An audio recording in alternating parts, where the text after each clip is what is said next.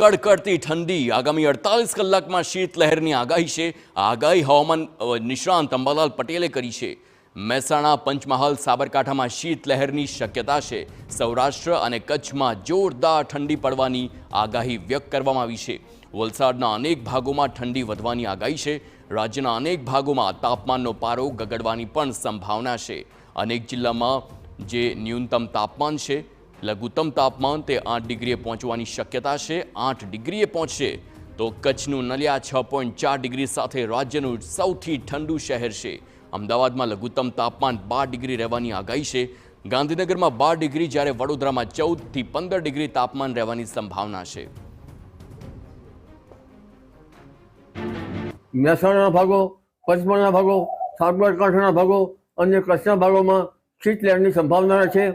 કોઈ ભાગમાં ન્યૂનતમ તાપમાન 8 ડિગ્રી સેલ્સિયસથી નીચું જવાની શક્યતા રહેશે અને કોઈ ભાગમાં તાપમાન 10 ડિગ્રી સેલ્સિયસ નીચું જવાની શક્યતા રહેશે।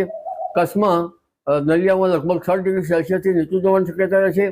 આ ઉપરાંત અમદાવાદમાં પણ ન્યૂનતમ તાપમાન 12 ડિગ્રી સેલ્સિયસ જેવું રહેવાની શક્યતા રહેશે, કદાચ નીચું પણ જઈ શકે।